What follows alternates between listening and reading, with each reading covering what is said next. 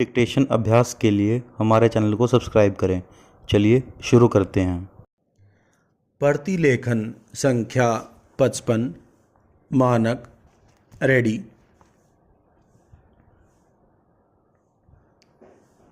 Start. अध्यक्ष महोदय, प्रारंभ में केंद्रीय मंत्रिमंडल में कुछ भी मतभेद रहा हो, परंतु यह खुशी की बात है कि उसने शिक्षा के मामले में एक राष्ट्रीय नीति स्वीकार कर ली है। पूर्णविराम।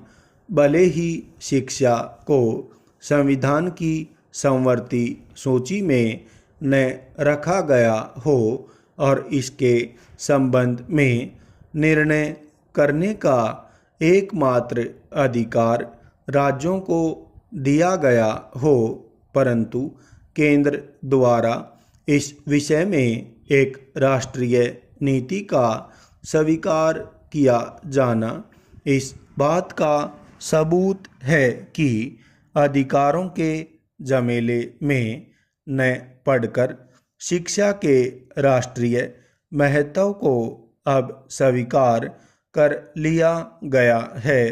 पूर्णविराम।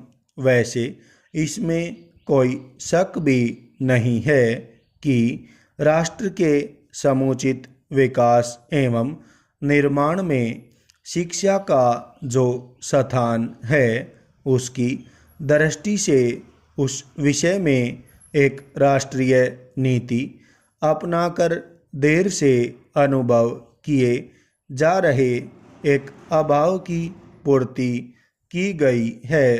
पूर्णविराम। शिक्षा के क्षेत्र में जो व्यवस्था और असंतोष चल रहा है, उसका उससे अंत हो जाएगा, यह कहना अभी कठिन है। पूर्णविराम। यह सत्य है कि नीति संबंधी जो योजना केंद्रीय शिक्षा मंत्रालय ने बनाई, वह कोठारी आयोग की सिफारिशों तथा उस पर संसदीय समिति के निर्णयों पर सर्वाधिक आधारित है। पूर्णविराम। यह भी सही है कि इस संबंध में राज्यों से भी परामर्श लिया गया है। पूर्णविराम। परंतु इस बात की कोई गारंटी नहीं है कि संसद द्वारा उसे स्वीकार कर लेने के बाद भी उस पर अमल शुरू हो जाएगा। पूर्णविराम। यह बात राज्यों पर आधारित है और यह किसी से छुपा नहीं कि कुछ राज्य सरकारों का शिक्षा के विभिन्न मुद्दों पर कुछ न कुछ मतभेद हमेशा रहा है। पूर्णविराम। ऐसी सूरत में शिक्षा विषयक मुद्दों की घोषणा के बाद भी उस पर अमल की गारंटी तभी संभव हो सकती है जब शिक्षा केवल राज्यों का विषय न होकर केंद्र का भी विषय होता तथा केंद्र का उस पर पूरा नियंत्रण होता। पूर्णविराम। मेरे विचार में इसके लिए अगर आवश्यकता पड़े तो संविधान में परिवर्तन करना चाहिए ताकि शिक्षा के साथ और अधिक खिलवाड़ न हो सके। पूर्णविराम।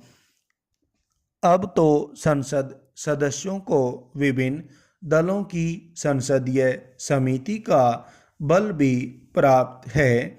ऐसी हालत में इस परिवर्तन में कोई भी फेरबदल नहीं हो सकता। पूर्णविराम। अब तक केंद्र और राज्यों की ओर से शिक्षा पर काफ़ी व्यय किया जा रहा है, लेकिन इससे विशेष लाभ नहीं हो रहा, क्योंकि शिक्षा में दोहरी व्यवस्था चल रही है। पूर्णविराम। कई कार्यक्रम जो केंद्र में हैं वे राज्यों में नहीं, और जो राज्यों में हैं उन्हें केंद्र स्वीकार करने से हिचकिचाता है। पूर्ण विराम। ऐसी दिशा में शिक्षा के संबंध में कोई राष्ट्रीय नीति स्वीकार करना निहायत जरूरी है। पूर्ण विराम। यह केवल केंद्र ही कर सकता है। पूर्ण विराम। मेरा निवेदन यह है कि इसे जल्दी से जल्दी किया जाए। पूर्ण विराम। इसके लिए केंद्र सरकार को यह देखना होगा कि कुल मिलाकर देश की आर्थिक स्थिति कैसी है। उसे ध्यान में रखकर शिक्षा के मद पर कितने प्रतिशत खर्च करना संभव हो सकेगा और फिर उससे शिक्षा क्षेत्र में क्या उन्नति संभव है। पूर्ण विराम। अगर हो सके तो इसके लिए एक निश्चित न्यूनतम अवधि निर्धारित कर दी जाए।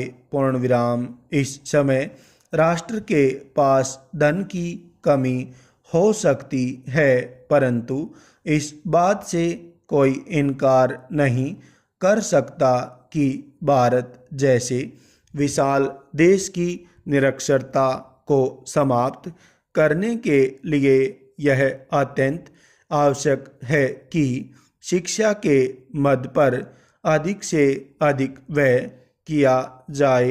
पूर्ण विराम। क्रांति के बाद रूस में इस मद पर बहुत व्यय किया गया था और आज भी वह राष्ट्रीय आय का एक उल्लेखनीय भाग इसमें लगा रहा है। पूर्ण विराम। स्टॉप।